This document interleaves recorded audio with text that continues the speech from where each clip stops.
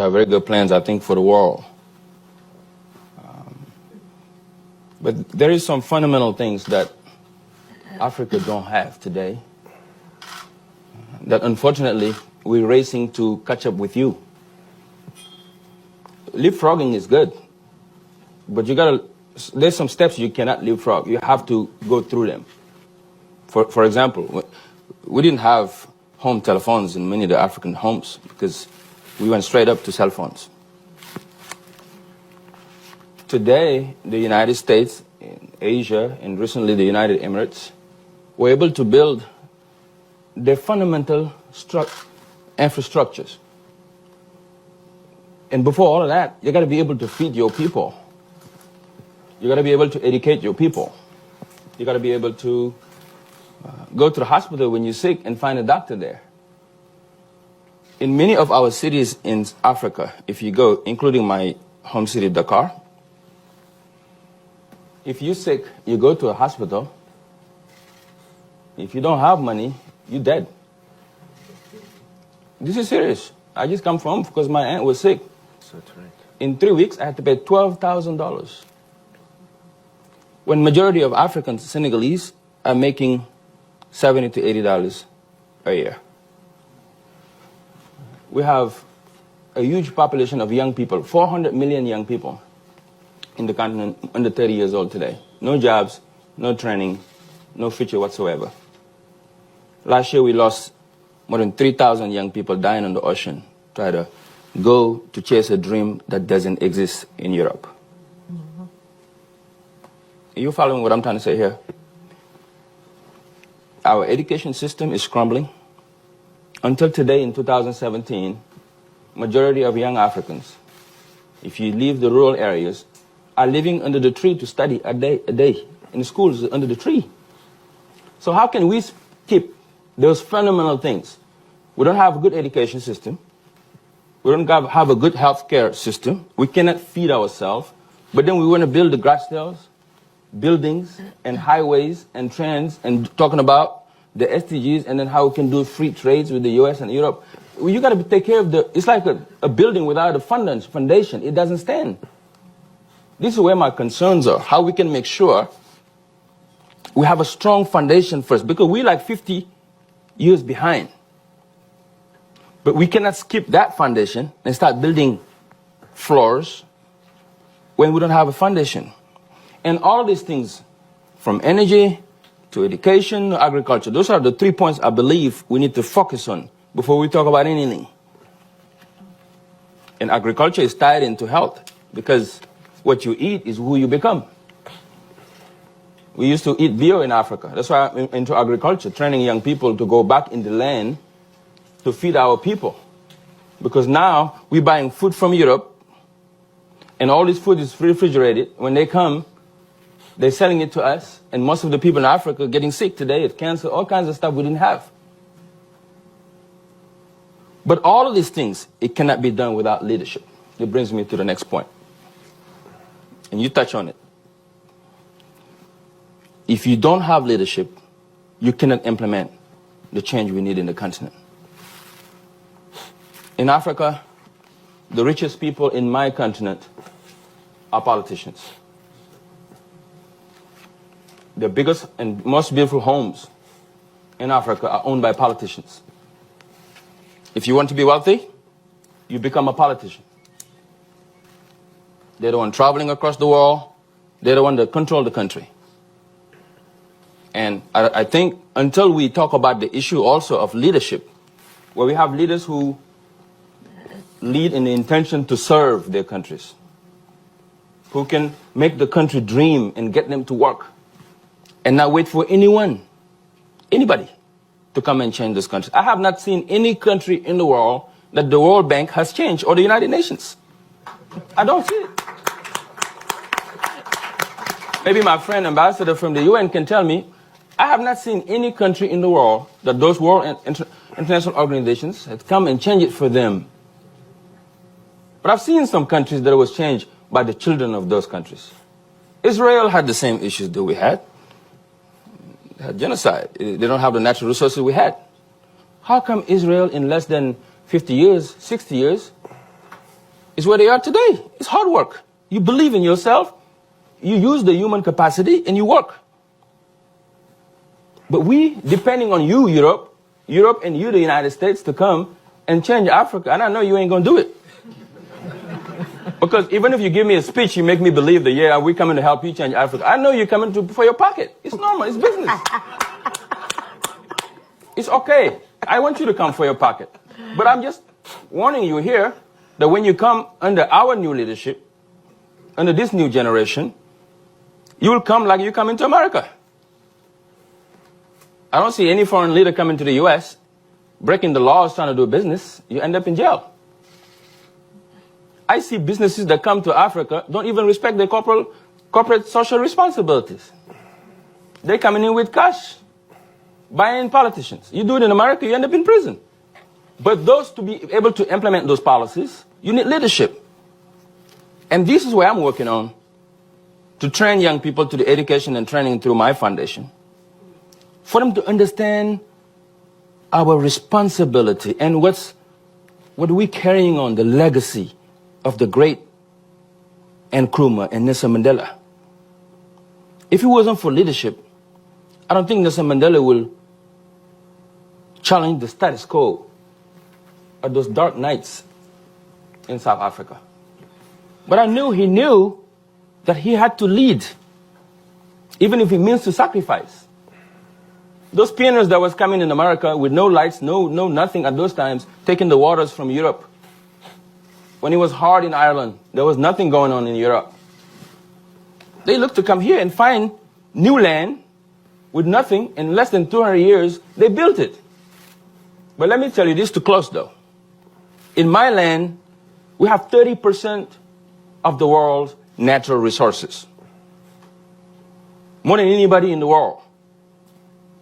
So if we cannot succeed, I cannot blame always the past, well, because of slavery, because, no, it's excuses.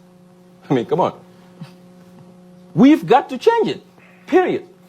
And I'm not talking to you. I'm talking about any young African watching me from wherever you are around the world. Stop blaming everybody for our problems. The past is the past. There's history about it. Okay, cool. But now, we've grown. And things need to change. How come Emirates, I was just in Doha the other day, and I'm looking, I'm like, look at this. They have only few natural resources compared to everything in Africa. A desert is nothing, and look how they've changed it in less than 40 years. We can do that in Africa.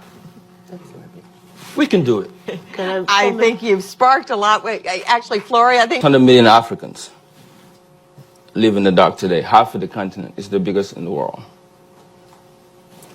If we don't do anything, nothing will happen. And without energy, you can't do anything. Right now, I'm talking to you, but as soon as the electricity was cut off in a minute, or you go home and there is no electricity or warm water, you'll be fussing and calling on somebody. Because that's something that you're used to. That's something that became so accustomed to your daily lives. But my friends, I'm here to tell you that in my home continent, in Africa, 600 million of those people never know what lights is about. They never seen electricity before. I grew up into those conditions. In my grandfather's house, I had to wake up early in the morning at 6, 7 a.m. so I can catch the sun again to finish what I didn't finish on studying the night before. That's why the work we're doing is very personal to us. You know, all across the world, there is always a generation that came and dreamed and pushed the limits in this great country that we are today in the United States. There was a young president named Kennedy who dreamed of the impossible, to go to the moon, and drove his country to push the limits. A young man like Dr. King did it here, to allow people like President Obama and myself to do the things we did not imagine in the 60s to happen in this country. A young man in Singapore did it, Lee Kuan Yew. When Malaysia left, a country with no natural resources, today is a model of nation building. So I'm here to tell you that my generation, the generation of Akon, the generation of Samba Bachili, the generation of Dangote Chonyang, and his generation, we know nothing about slavery. We know nothing about independence, even though we acknowledge the work that our founding fathers has done. I know, and I know that. When Nkrumah was dreaming about the unification of Africa, when Patrice Lumumba was talking about a change in control of our economic models in the continent, when Sékou Touré and Senghor finished school in Europe and go back to liberate our countries in Africa, such as Senegal, my home country, I knew they would not finish the work.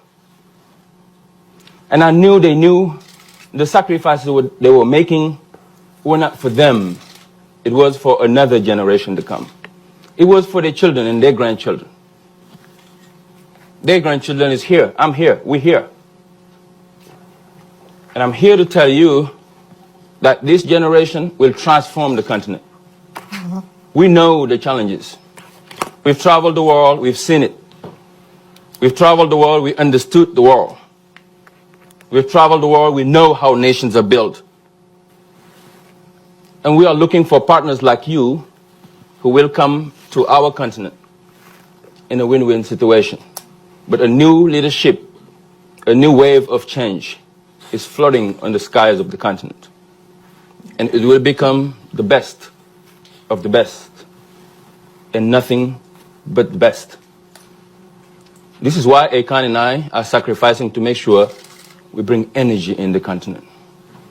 This is why in my Jeff Zone project, yesterday at this time, I was in my farms with young people helping me to play our part in making sure that we feed our people. We have 35% of edible land in the continent, yet we spend $35 billion importing food in our continent. I want to do something about that. And my generation will change that. So it is to tell you that we are concerned, but we're optimistic because the challenge is high, but we really take on the challenges. And as our founding fathers, we know if we don't finish to see what we're working for, the young people that I am training through Give One Project, the young people that Tony Elumelu is training through the Tony Elumelu Foundation, the young people we're training through the Solar Academy, Akon and I Solar Academy, and etc. I am pretty sure they will take on the fight and they will change the continent. But for now, where we are doing what we can and what we can't, and to invite the diaspora to know that Africa will not change without them. Their expertise is needed in the continent. Until we come to do our part, it will not be the Africa we dream about. And I know you're telling me the time is up, but I wish you gave me 30 more minutes. Thank you so much for the introduction. So thank you. We need more like you, and that's what I'm talking about. All right. Going back to what I was saying about no amount of education can change you unless your mind is in the right place. Mm-hmm. Can you imagine if we can just have a few more Africans like him? And that's what we're talking about, that we need Africans who get it. A leader is as good as the people he is leading. So I am challenging the diaspora to say, don't just sit back and shoot out complaints. Don't be an empty bucket that's making noise. You got to get involved. So the diaspora, if you're listening, we need you to go home and participate in the process. That's true. Because the truth is, for true change to come to Africa, it has to be brought by the Africans.